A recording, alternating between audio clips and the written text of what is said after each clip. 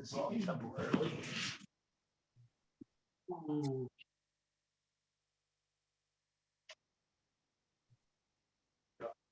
All right. Put the light on here.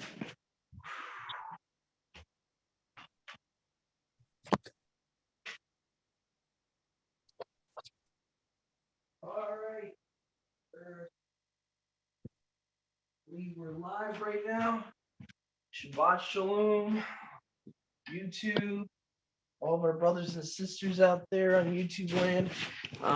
Just bear with me for a second. I'm going to get this off of the background here. I don't want us having echo. All right. Shabbat Shalom, everyone. We're going to be doing our regular Apostle Shaul epistle reading that we do every Friday evening, Sabbath evening.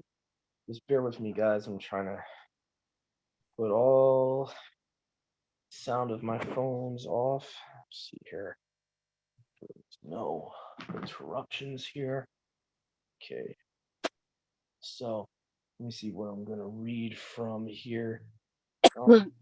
I actually my Hallelujah scriptures right next to me here. So let me just do that since it's the most convenient. Let's see here. Okay, so Ephesians. So that would be page 1059.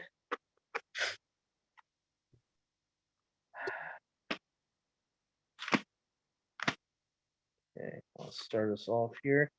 So Ephesians, page 1059. Here we go. Ephesians chapter 1. Paul, or Shaul, a emissary of Yahushua the Messiah, by the desire of Elohim in the set apart.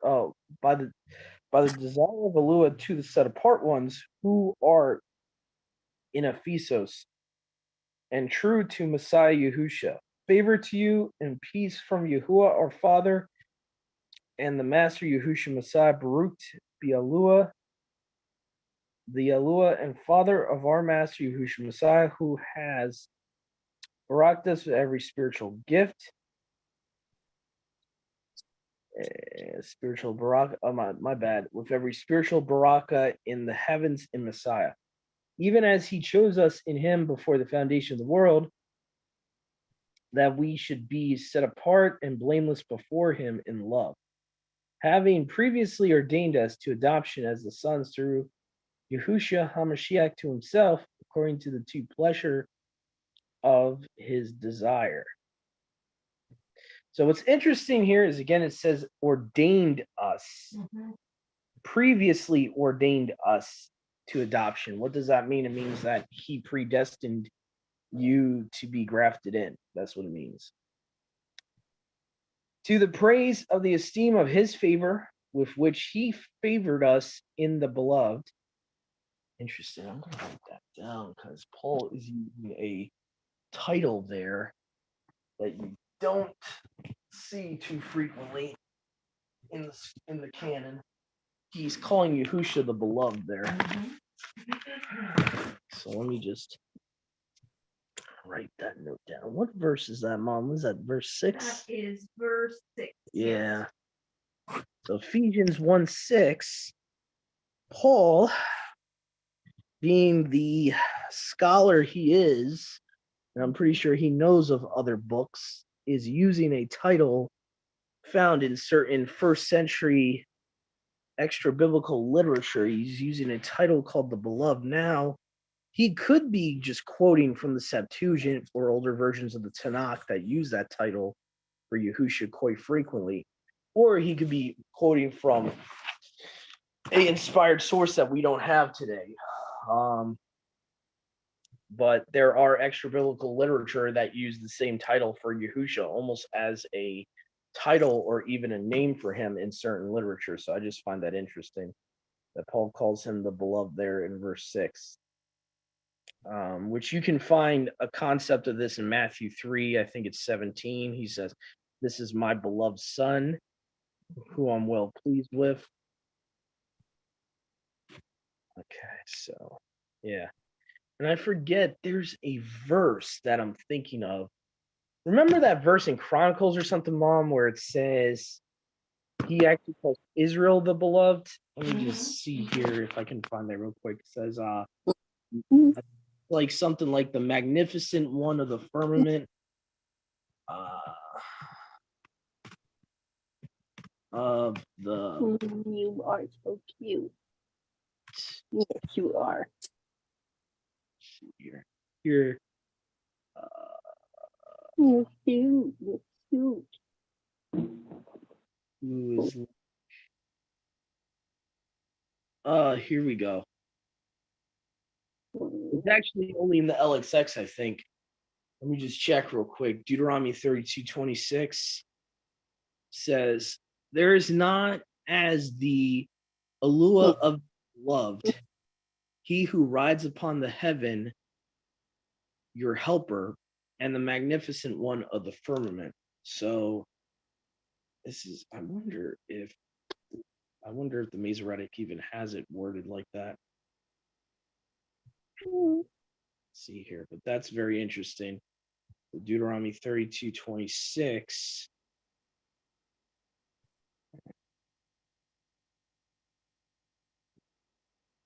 Let's see here. Oh, 33:26. Messed up there. Okay. So it says, "There is not any such as the Alua of the beloved who rides upon the firmament, your helper, and the magnificent one of the firmament." Now, we don't have time to get into that, but about Yahuwah being our helper, there's multiple scriptures about that. And in the Targums, it's funny enough that a lot of the times in the Targums, it will say that the word of Yahuwah is your helper. So it's very interesting. I think it's very purposeful why it says that in Deuteronomy 33:26. So the Alua, the beloved. Yeah. And any Jewish people listening, this is why this is something your rabbis won't tell you, that when you look at the suffering servant in Isaiah 42, Isaiah 53, and all that, even if it says my servant Israel, even if the word Israel is there, it's pointing to a specific person that would come from the seed of Israel. It's not saying the nation of Israel is the Messiah. That would make no logical sense. Most of your ancient scribes that came before you knew this. If you look at the Targum of Isaiah, which I'm pretty sure your rabbis would not let you read, the Targum of Isaiah makes it clear that even when Isaiah 42 says, my servant Israel, it's referring to a coming Messiah. It's referring to one individual. It's not referring to a whole nation. So that's what a lot of people don't understand. When you talk about the suffering servant, sometimes it will jump back and forth between Yasharal and Yahusha. This is what your rabbi is not going to tell you. He's not going to tell you this because then you would, have to leave your faith. You would have to believe in the New Covenant scriptures. Because then if that's the case, then you can't say the New Testament contradicts the Old Testament when the Old Testament of itself, without looking at the New Testament, proclaims the same thing, that there was this descendant of Judah who sometimes would be compared to Israel and would be called the beloved one, my chosen one. In the book of Enoch, Yahushua is called mine elect one. Okay. Again, so this is just something FYI for any Jewish people coming across our video, just something to think about. Okay. Something to think about. Really start reading your whatever Tanakh you have for yourself and start really praying about these things. Okay. Anyway, let's see here. So I think we're at verse 7 here. In whom we have redemption through his blood, the forgiveness of trespasses. See here, we got so in whom we have redemption through his blood, the forgiveness of trespasses, according to the richness of his favor, which he has lavished on us in all wisdom and insight, having made known to us the secret of his will, according to his true pleasure, which he purposed in him, meaning in Yahusha, Right. to administer at the completion of times, to gather together in one, all in Messiah. And again, this has not been fulfilled because it's saying to gather together all in one. Israel has not become one yet. Okay. You still have enmity between Ephraim and Yehuda even to this day. Okay. That prophecy hasn't been fulfilled yet. Both which are in the heavens and which are on the earth in him, in whom also we obtain an inheritance, being previously ordained. Again, predestination, previously ordained, according to the purpose of him, working all according to the counsel of his desire, for us to be the praise of his esteem, those having first trusted in the Messiah, in whom you also, having heard the word of the truth, the glad tidings of your salvation, in whom also, having believed, you were sealed with the Ruach, with the set apart spirit of promise, who is the pledge of our inheritance until the redemption of the purchased possession. Now, this is important here. What is Paul saying here in verse 13 and 14? He's making it clear we're not saved yet. He said that the seal has been put on us, and that we're still waiting for the day of redemption. That's in the context of what he's saying. So the day of salvation has not happened yet. Okay. To the praise of his esteem. For this reason, I too, having heard of your belief in the Master Yahusha and your love for all the set apart ones, do not cease giving thanks for you, making mention of you in my prayers, that the Alua of our Master Yahusha Messiah, the Father of esteem, would give you a spirit of wisdom and revelation in the knowledge of him, the eyes of your understanding being enlightened, so that, and again, don't trip up on the word enlightened. This is not occultic, okay? The occult has took that word and repurposed it for whatever they want to believe, but that's not what that word originally meant. It just meant that you're spiritually, Yahuwah would open our eyes, so that you would know what is the expectation of his calling, and what are the riches of the esteem of his inheritance in the set apart ones, and what is the exceeding greatness of his power toward us who are believing, according to the working of his mighty strength, which he worked in the Messiah when he raised him from the dead and seated him at his right hand in the heavens. Now I'm going to write that down because afterward I'm going to show you guys how that doesn't contradict Yahusha saying that he would raise his own body. Okay, so I'm just going to write down verse 20 there. Okay, far above all rule and authority. Now, again, it goes into the next verse saying that Yahuwah put Yahusha, gave him all rule and authority. It actually says far above all rule and authority and power and mastery, every name that is named, not only in this age, but also in that is to come. So this is important to understand here. Verse 21 is clearly saying that there's no one above Yahusha. Yahuwah gave him a name and authority far above anyone. So this is why separating the Father and the Son, you're going to cause yourself to have problems here. Think about it. If he's not Yahuwah, can Yahusha have authority over everyone? Think about it, logically speaking. If he's not the Father, would verse 21 be idolatry? Technically, yes. I'm playing devil's advocate here, guys. Okay, if he is not the Most High, he is not allowed to have authority and a name far above everyone. He's not allowed to if he's not the Father. So this is why, because people always say to me, Doug, what's the big deal? That's the big deal right there. Verse 21 would not make sense if he's not Yahuwah. It would not make sense. Paul would be bringing, he would actually, hypothetically, I don't want people taking my word, spinning my words against me here, but if Yahushua is not Yahuwah, then what Paul is saying is another Basora. Because then he's esteeming a regular mortal or a lesser divine being at equal level of Yahuwah or above him, even if they're not the same person. Okay, so this is why it's important, and this is why I believe this is why people give up Paul, is because they don't understand the oneness. Because Paul's making it very clear. He's making it extremely clear here in verse 21 who Yahusha actually is.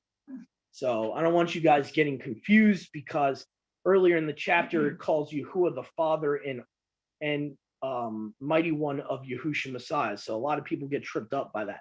But if you look up at verse 21, Paul in the same light is saying that Yahusha has all authority. He has the greatest name ever, the highest name, the highest authority, the highest rule, okay?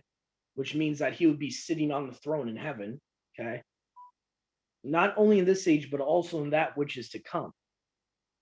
And he put all under his feet and gave him to be head over all, not just some, over all, to the assembly, which is his body, the completeness of him who fills all in all. So definitely some important oneness verses there, verses 20 to 23. Okay, so anyway, that was chapter 1, my bad. Chapter 1 of Ephesians. And again, like, I could see someone getting confused when they read verse 2 here, and they're like, well, it says he's his Elohim, and how can he be the Father if the Father is his mighty one? I can see people spinning that. I get it. But then you have to discount the last 3 verses of the chapter. And again, we are not to interpret scripture with one isolated verse. So anyway. But that's just what I got from this chapter, is a lot of Paul talking about how Yahusha has been given this authority, power, rule, name above all. Also Yahuwah's desire to predestine us. Did you get anything, Mom? Or No, I'm just following along. Yeah, you're getting it right. You know all the points about that. Yeah. Mm-hmm. I'm just trying to see if anything else. Obviously, Paul is he's kind of building up the Ephesian assembly. He's saying that I never stop mentioning you in my prayers. Talks about the good news a little bit here. Sealed for the day of redemption, all that. Okay, so sealed for the day of salvation. Obviously, he talks about through Yahusha we have forgiveness by his blood for the forgiveness of sins. And I could even make the argument, just to end here, when we look at verse 6 or verse 7, right? It says, by his blood we have forgiveness of sin. Now, open book test. Does the Torah allow a mortal man, regular mortal man, to give his blood for you to be forgiven of your sins? No. Actually, it says each man will die for his own sin. So what makes it different with Yahusha? The only option we have is that he is a celestial divine being, not a regular mortal man, becoming flesh. So there's a loophole, because we can go in the book of Numbers and other places where it talks about a regular mortal man. This is why I believe it's important to understand who is the Yahusha you believe in. Do you believe in a mortal, just prophet like the Muslims would teach? If you do, then you're going to have an issue with the Torah. You don't even have to go to the New Testament. Go to the Torah, where it says each man will die for his own sins. You getting a little tired now? A little bit, but I'm okay. I'm all right. Okay. So anyway, but hopefully you guys are understanding why I'm putting importance on that point, because clearly there's something special about Yahusha, divine about him, that through his blood, only his blood, we are forgiven of sins.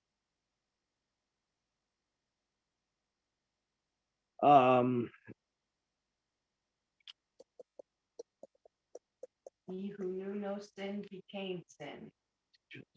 It's just now, yeah. So again, there's a lot about predestination in this chapter. I really recommend people that are still on the fence about election really read this chapter, Ephesians chapter 1. Paul, I think, says it almost 4 or 5 different times. He preordained us. Preordained is just another word for predestination, by the way. That's just really just a synonym for predestined. Okay. Anyway.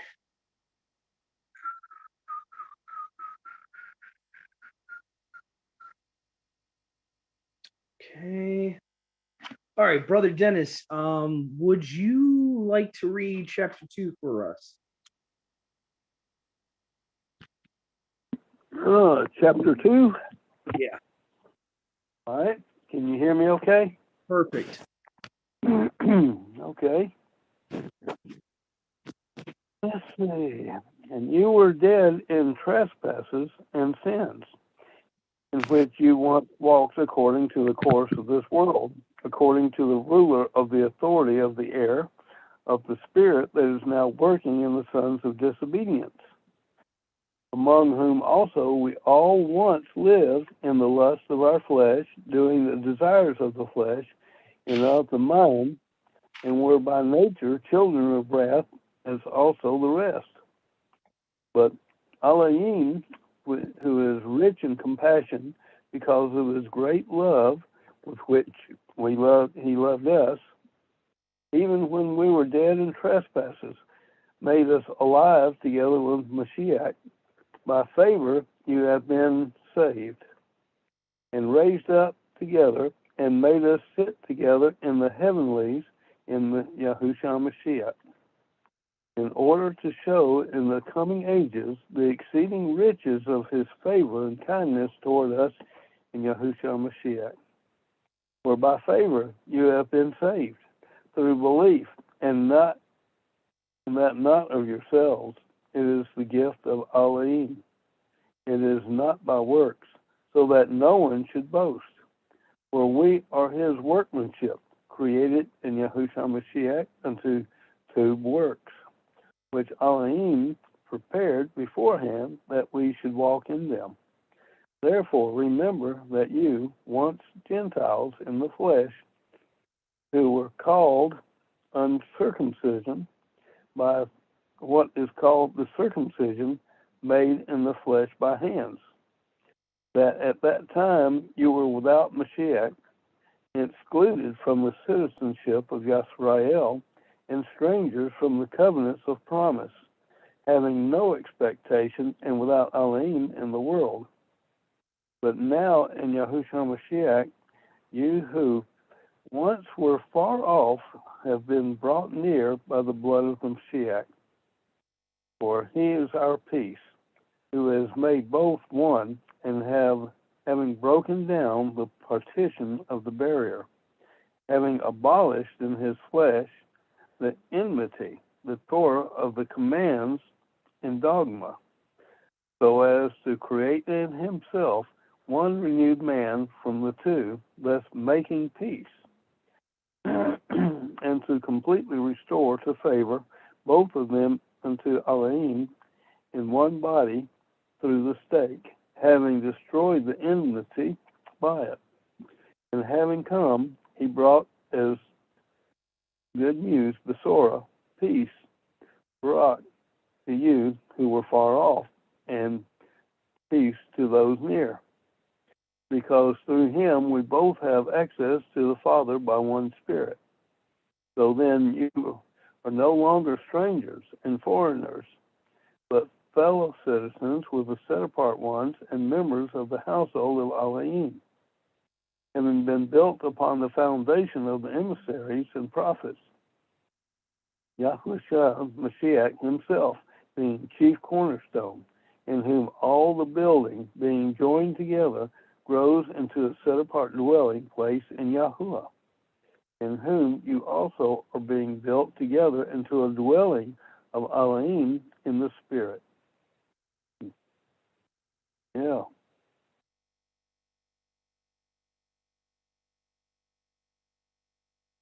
No more doing the will of the flesh is death.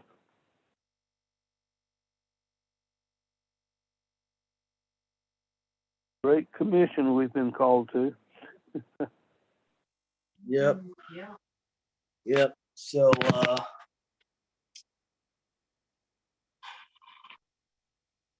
Just want to let people know that I am not the biggest fan of how Ephesians 2:8 is translated in most Bibles. To be fair, has been or being, either way is wrong. The Greek there's no has been there. There even being saved is not there.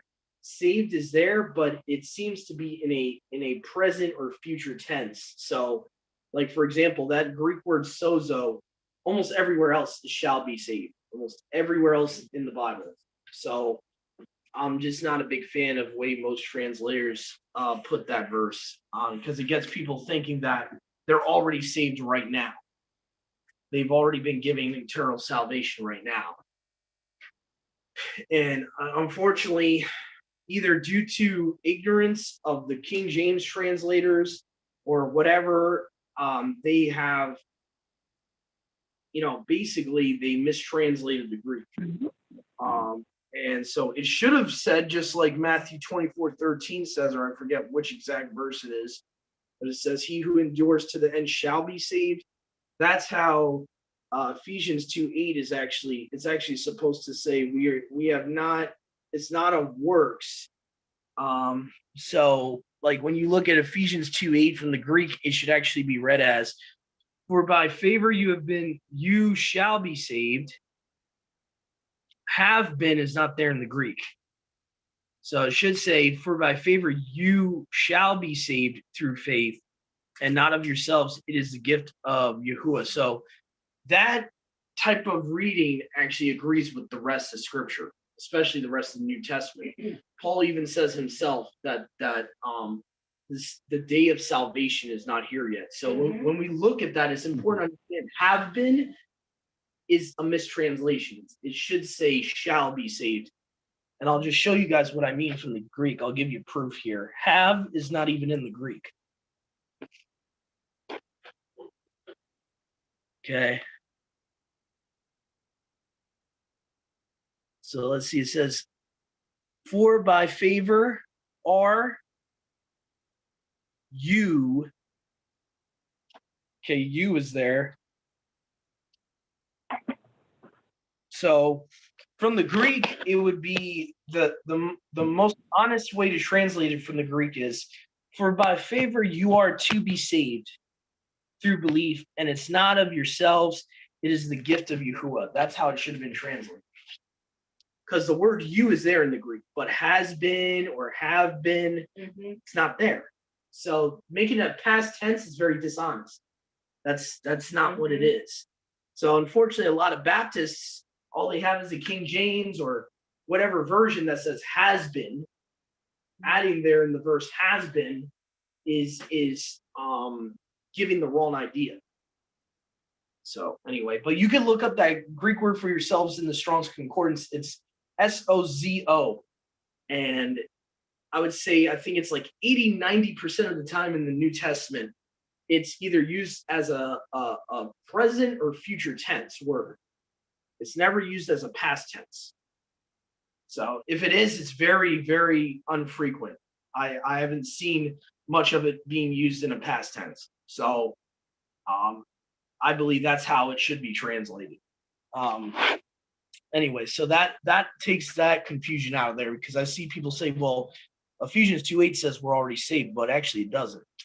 Okay.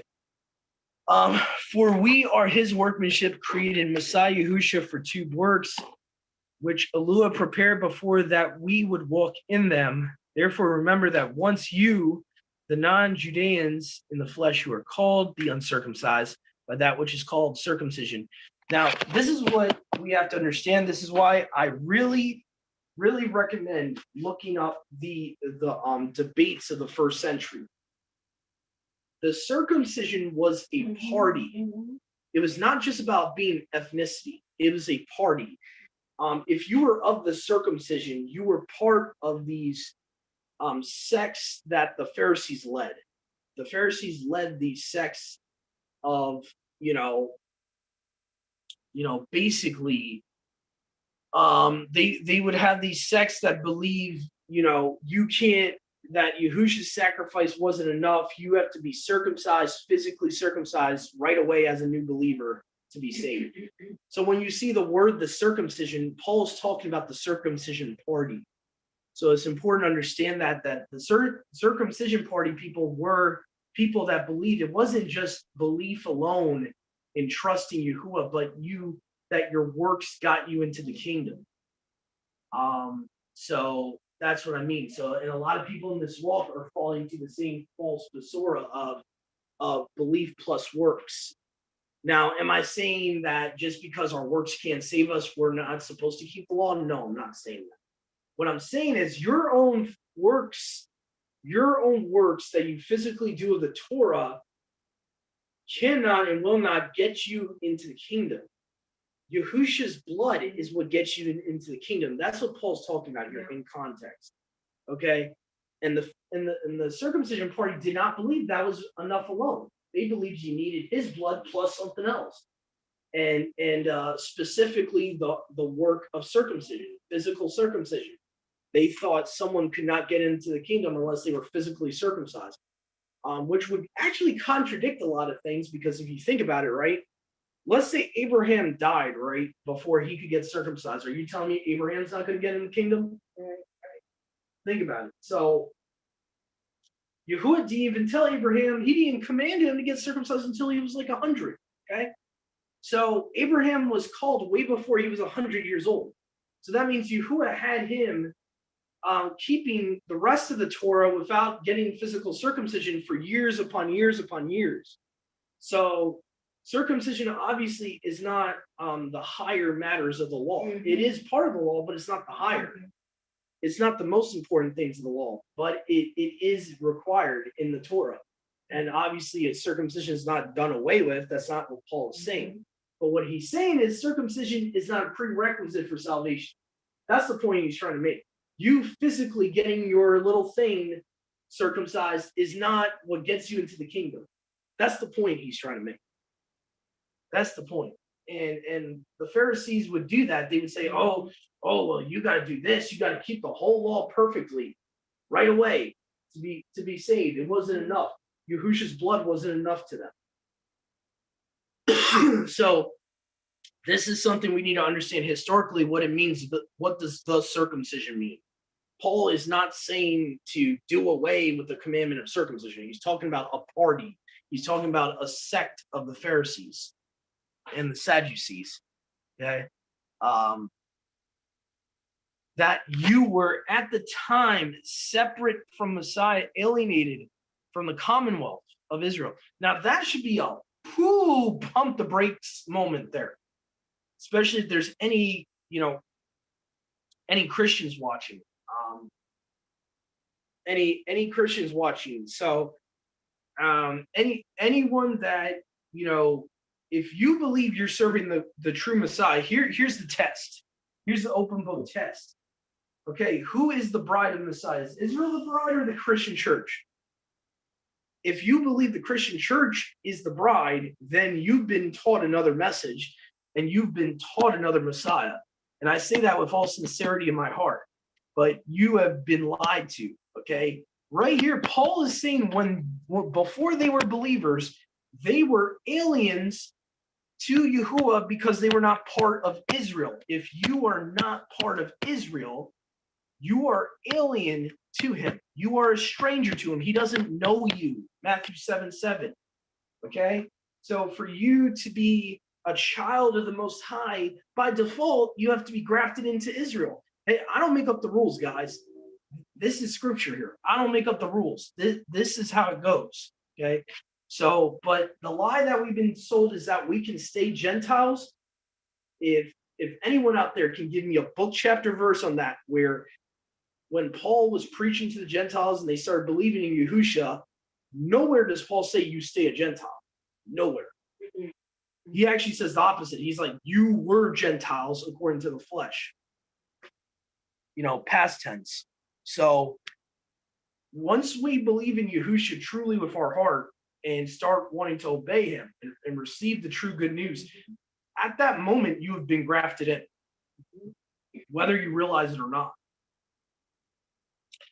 that you were at that time separate from Messiah, alienated. Okay, we talked about that. But now, in Messiah Yahusha, you who formerly were far away have been brought near by the blood of Messiah. For he is our Shalom, who made both one, broken down the middle wall, partition. Again, you have to understand the history of first century Israel. Okay, what is the middle wall of partition?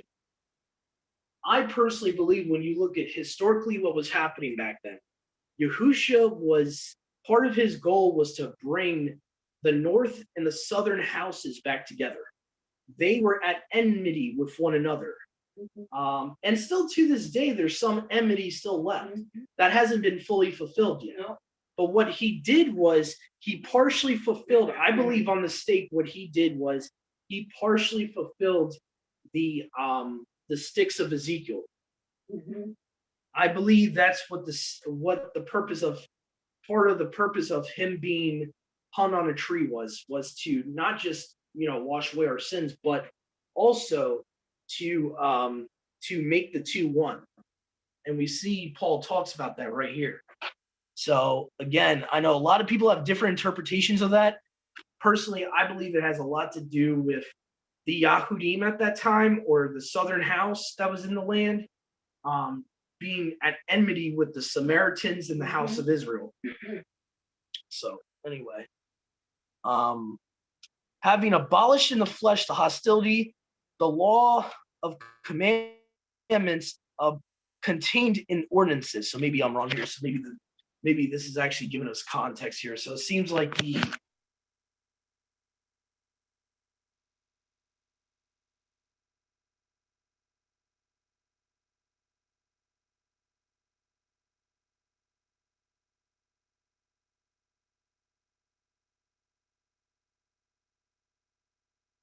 hostility, the law of the commandments contained in ordinances, that he might create in himself one new man of the two, making peace,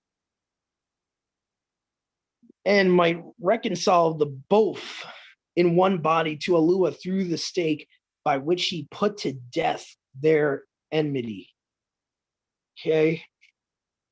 He came and preached to you who were far off, and shalom to those who were near.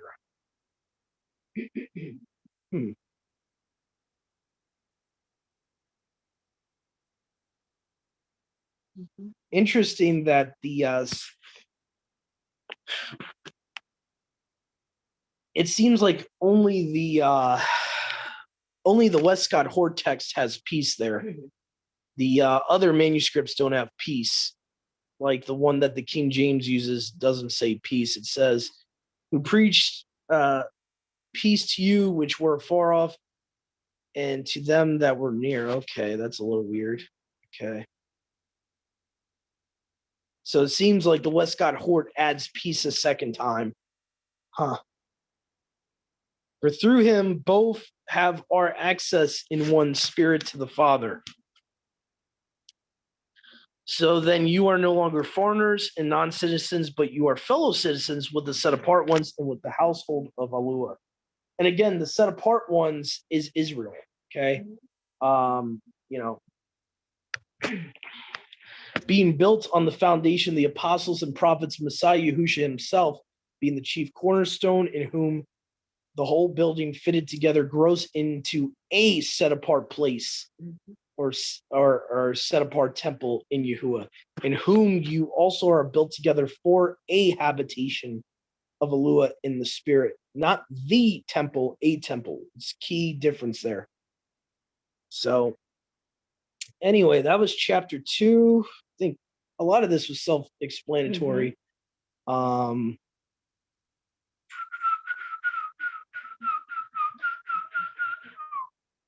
Okay. Mom, would you like to read the last chapter? Sure. For this reason, I, Paul, prisoner of Yahushua Mashiach, for the sake of you Gentiles, surely you have heard about the administration of Yahuwah's favor that was given to me for you. That is the mystery, made known to me by revelation, as I have already written briefly. In reading this, then, you will be able to understand my insight into the mystery of Messiah, which was not made known to men in other generations, as it has now been revealed by the Spirit of Yahuwah, set apart apostles and prophets. This mystery is that through the gospel, the Gentiles are heirs together with Yashrael, members together of one body, and sharers together in the promise of Yahushua Mashiach. I became a servant of this good news by the gift of Yahuwah's favor given me through the working of his power. Although I am less than the least of all Yahuwah's people, this favor was given me to preach to the Gentiles the unsearchable riches of Messiah, and to make plain to everyone the administration of this mystery, which for ages past was kept hidden in Yahuwah, who created all things. His intent was that now, through the assembly, the manifold wisdom of Yahuwah should be made known to the rulers and authorities in the heavenly realm, according to his eternal purpose, which he accomplished in Yahushua Mashiach, our Master. In him and through faith in him, we may approach Yahuwah with freedom and confidence. I ask you, therefore, not to be discouraged because of my sufferings for you, which are your esteem. For this reason, I kneel before the Father, from whom his whole family in heaven and on earth derives its name. I pray that out of his splendorous riches he may strengthen you with power through his Spirit in your inner being, so that Messiah may dwell in your hearts through faith. And I pray that you, being rooted and established in love, may have power together with all the set apart ones to grasp how wide and long and high and deep is the love of Messiah, and to know this love that surpasses knowledge, that you may be filled to the measure of all the fullness of Yahuwah. Now to him who is able to do immeasurably more than all we could ever ask or imagine, according to his power that is at work within us, to him be esteemed in the assembly and in Yahushua Mashiach throughout all generations, forever and ever. So be it.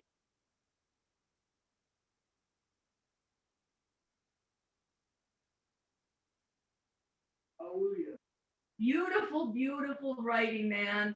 That's one of those that can like bring me right down to tears in no time.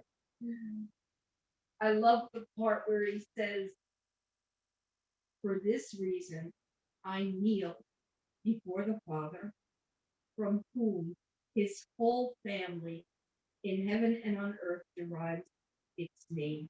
I mean, his writing is just, it's just on point. It's just amazing.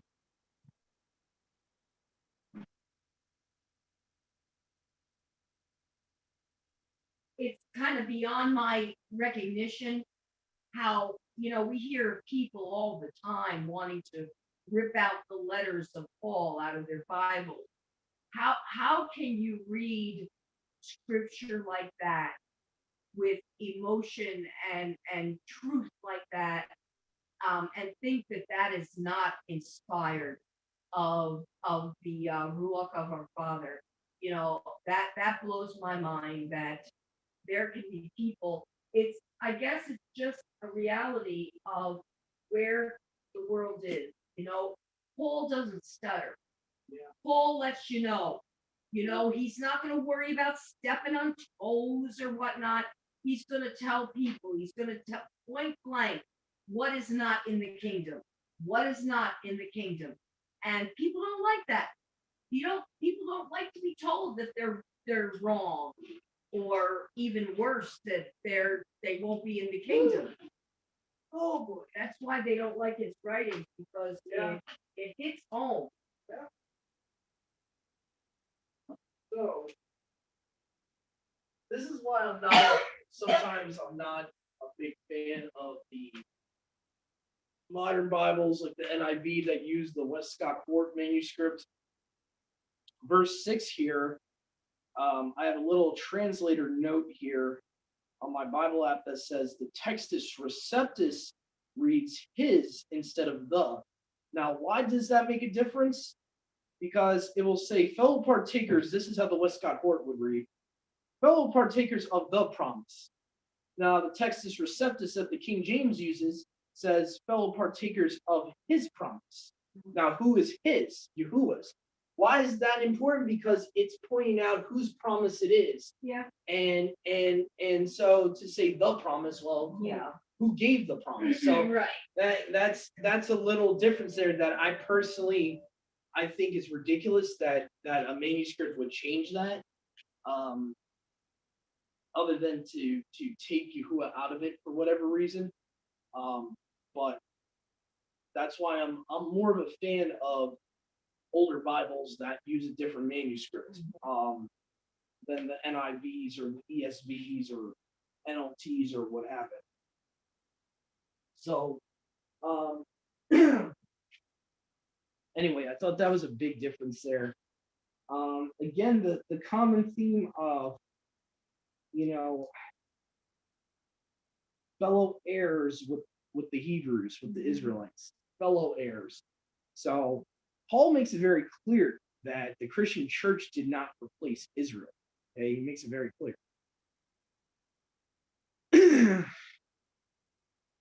Let's see, it says here, verse 6, you are now fellow heirs. Fellow heirs with who? Israel. Of which I was made a servant, according to the gift of that favor of Elua, which was given to me, according to the power working of his power. To me, the very least of all the set apart ones, was this favor given to proclaim to the non-Yahudim the unsearchable riches of Messiah, and to bring to light. Oh, interesting, unsearchable. That's interesting. Interesting wording Paul uses there, unsearchable riches. Kind of reminds me of how it says Yahuwah's mind or his counsel is unsearchable. So.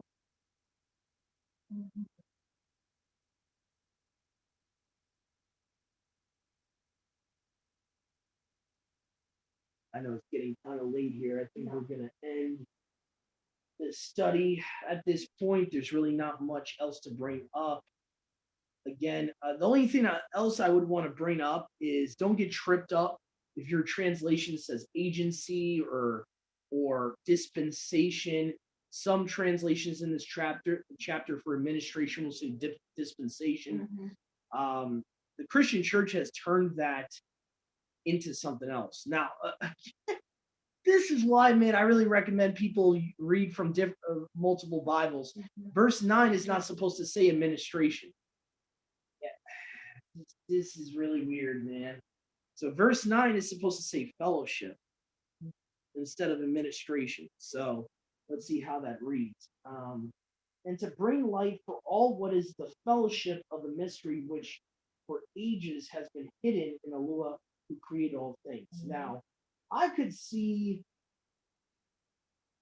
interesting, they take out Yahusha's name in the Westcott Hort text. So that in the other manuscript, it actually has Yahusha's name here in verse 9. Like where it says has been hidden in Elohim who created all things. It's supposed to say, according to the Textus Receptus manuscript, it's supposed to say, which for ages has been hidden in Elua through Yahusha Messiah, who created all. man, that takes away his divinity. See, think about it.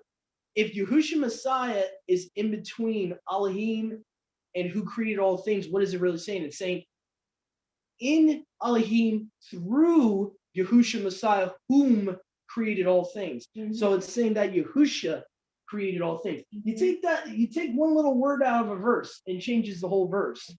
So, and what you guys got to understand, you can do your own research on this. Don't believe me for this. We did do a study recently about the Westcott Hort manuscript and how there's a lot of leaven, and it is an extremely corrupt manuscript that Bibles like the NIV and ESV use. Do your own research. You're going to find out the guys who made the Westcott Hort text did not believe in the deity of Messiah. They did not believe that Yahusha was Yahuwah. So just something for you guys to look into. But the Textus Receptus actually has Yahusha Messiah through Yahusha Messiah in Ephesians 9, 3:9, my bad. So now, Brother Dennis, yours doesn't have that, right? Yours doesn't have Yahusha HaMashiach in 3 verse 9, right?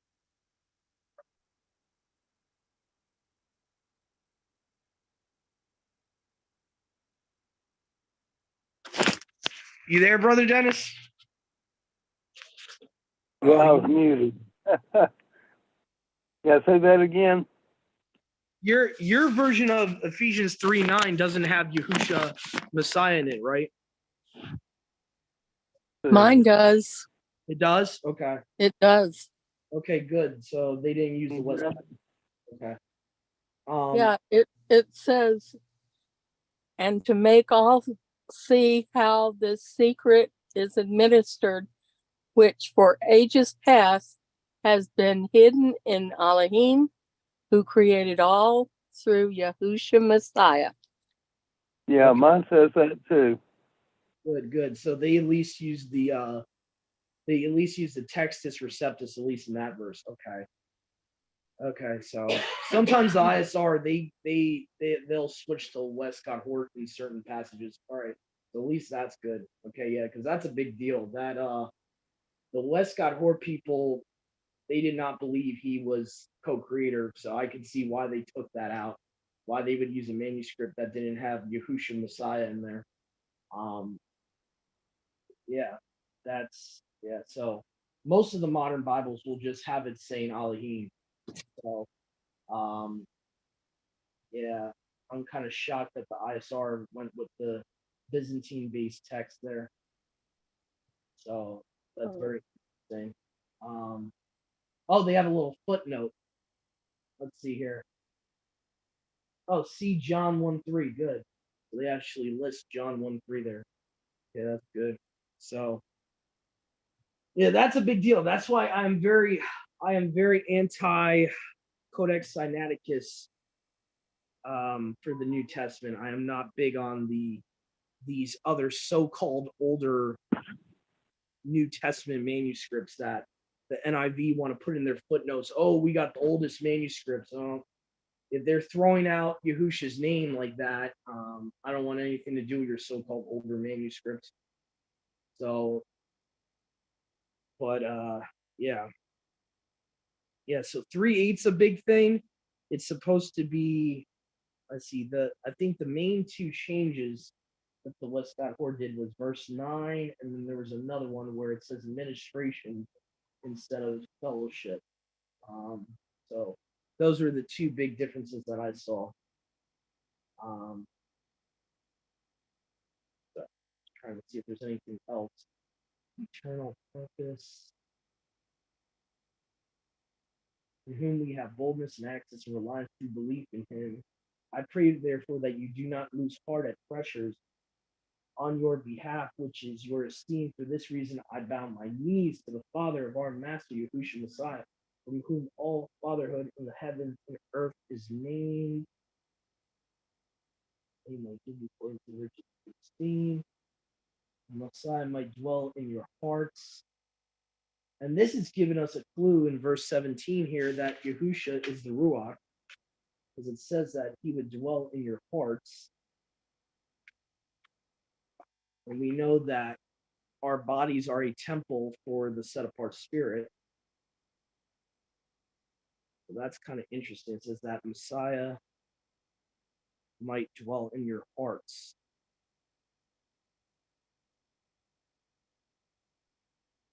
In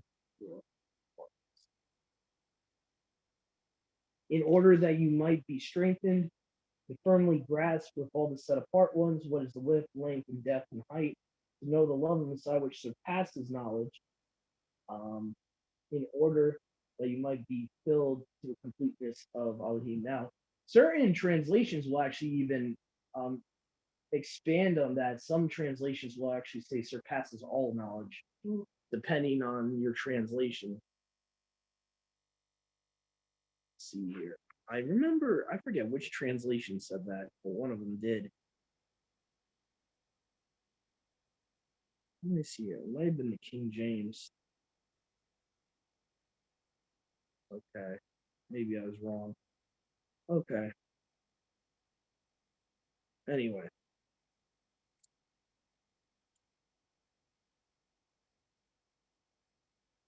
Okay, so let me just check something real quick. Yeah, Aramaic.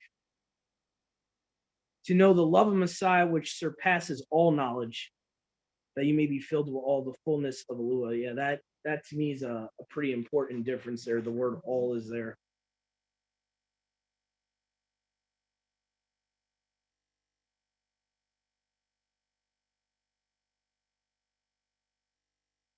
Surpasses all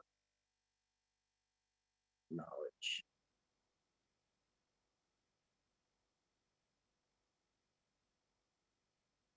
Now to him who is able by power to do for us more than anyone else, to do for us more than we ask or think, according to his mighty power that works in us. And unto him be esteem in his assembly by Yahushua Messiah throughout all ages, world without end. So be it. So that seems to be talking about the new heaven and earth there, world without end. Mm-hmm.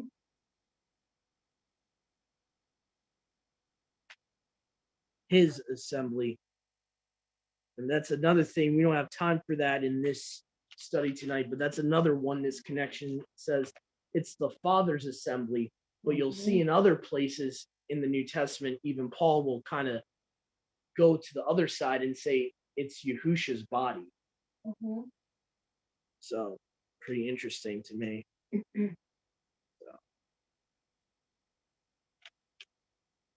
So anyway, hopefully you guys enjoyed this study. And hopefully you guys got something out of it. Yahuwah willing, stay tuned. We'll be on the record tomorrow, doing live on YouTube. Yahuwah willing, we'll be going into, I think we're doing what, Mom? We're doing 4 to 6 of Joshua? Yeah. Mm-hmm. So chapters 4 to 6 of the book of Yahusha, aka Joshua. Okay, so Yahuwah willing, we'll be on tomorrow. And just want to say, all of our brothers and sisters out there, have a great rest of your Sabbath.